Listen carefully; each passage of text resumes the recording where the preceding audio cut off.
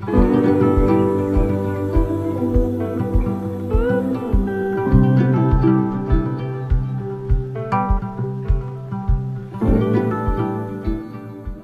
Jon. Hey, Steve. So you're coming to teach this summer at St. Stephen's University for our summer school, and you're bringing us a course on Dietrich Bonhoeffer, which is incredibly timely. For those who don't know you, could you introduce yourself and the course? Great to be with St. Stephen's this summer. Really looking forward to it. I was a pastor about 20 years ago in an evangelical church in Western Canada, and I was really wrestling with sort of the theology of church. And so I ended up going and doing a PhD in Aberdeen, Scotland, on forgiveness and the church in the theology of Karl Barth.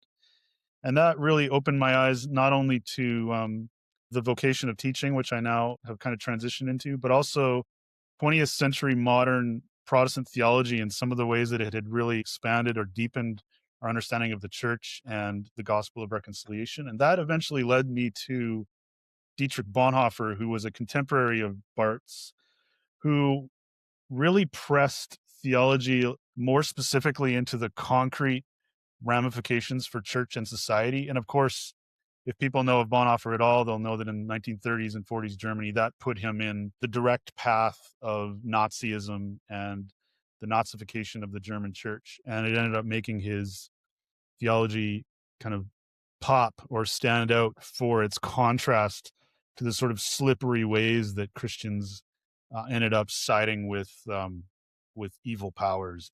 Bonhoeffer's theology has become fascinating for me as I've been a teacher for the last decade or so, just in its remaining kind of poignancy for the church and the world today. So I'm excited to get a chance to teach on that at St. Stephen's this summer. Oh, man, we're excited to have you. What's the full name of the course? It is called Theology in Turmoil, the Life and Thought of Dietrich Bonhoeffer.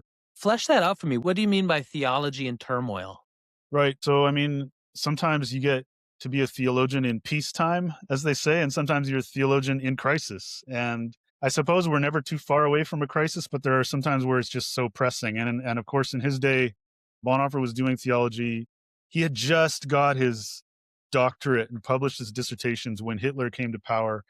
And Bonhoeffer was at the front end of the wedge of resistance to the Nazification of the church. And so he just was wrong guy, wrong time, wrong place, or right guy, right place for helping the resisting church in Germany tried and failed really to keep the German Christian Nazification machine from taking over. But in that effort, in the way that Bonhoeffer did theology in his time of crisis, he may have failed to sort of halt the machine of power in his own day, but they tried.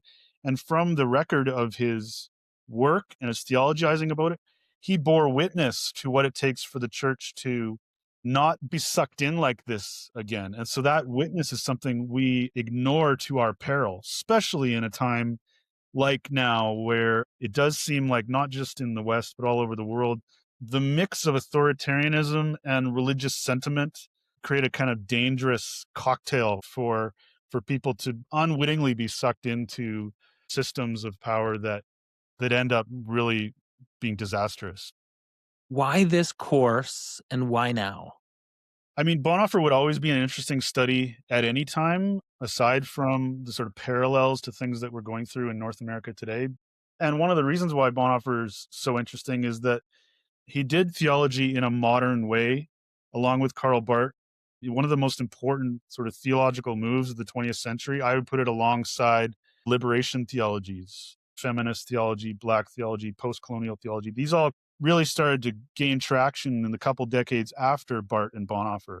And those are equally, if not more important, but there's something helpful about the way Barth and Bonhoeffer in the 30s and 40s especially were kind of recalibrating Protestant theology to a modern set of questions and concerns so that they end up becoming really useful for the sort of system of theology that then has to adapt to liberation theologies and feminist theology and so forth. So those who want to take the sort of system of theological thought seriously really need to go through Barth and Bonhoeffer at some point.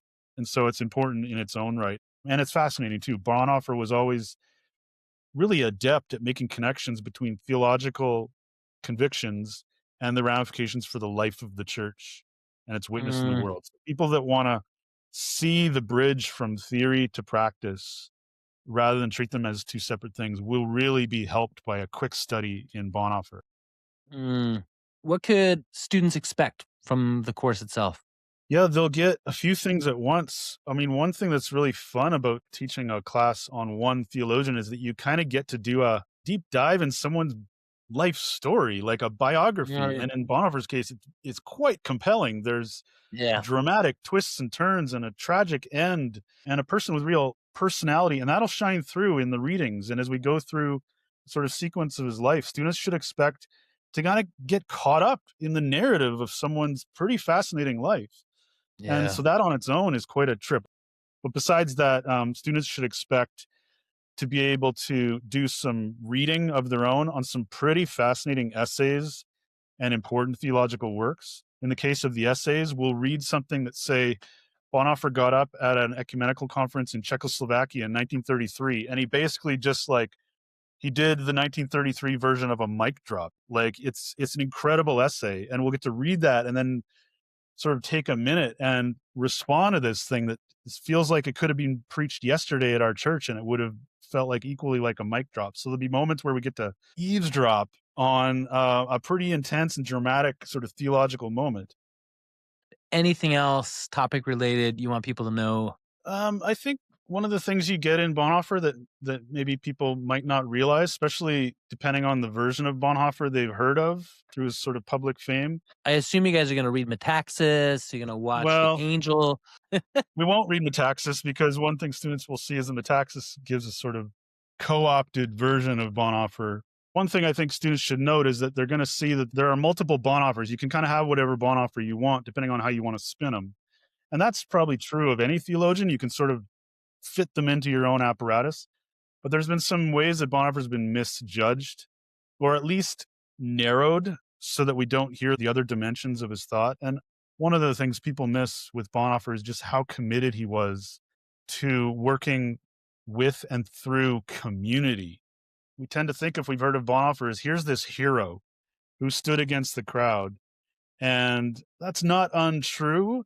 But what we tend to miss is that he was trying to work with the community and convince not only the internal German Christian community, but also the international global church. Say, wake up, look at this thing. We need to do something collectively. And the fact that the collective community let him down, that's what sadly left Bonhoeffer more exposed. But he wasn't out there trying to be a hero standing alone. He was really trying to rally what we then learn later that Martin Luther King Jr. was able to do with the beloved community and civil resistance Yeah. movements. In this case, it didn't quite get the groundswell it needed, but when we notice this, we notice just how much solidarity and community are important to resistance and integrity in our times.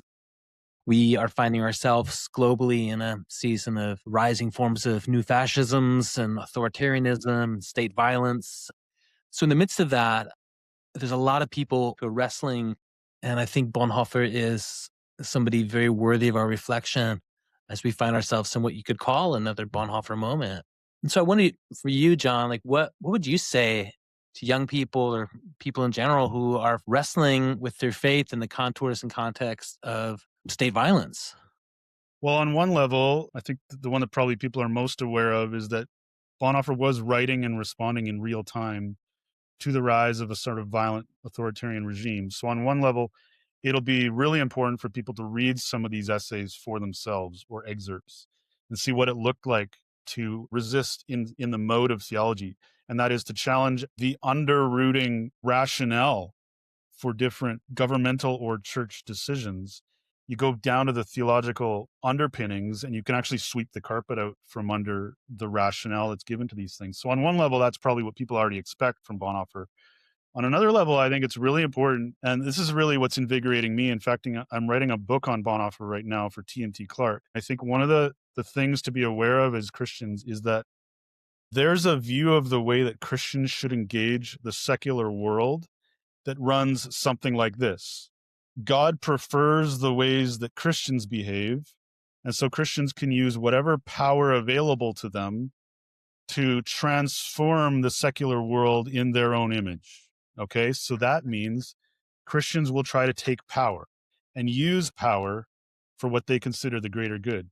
Bonhoeffer doesn't work that way. Bonhoeffer thinks that God works in a particular way through the church that is an important witness to the world, but the church has to refrain from using power or force to get its way because God is also at work in the secular world. And so Bonhoeffer, especially in his ethics, gives you this posture as a church where you're supposed to engage with and participate and cooperate with those in secular realms according to your convictions, but precisely not to take power, but rather to collaborate towards the common good. And that collaborative approach to the church's engagement with secular culture serves to sort of curtail the temptation to use power for a greater good. The problem there is that as soon as you're using secular power for what you consider the greater good, you become a kind of servant of power itself, and the message of the gospel gets diluted.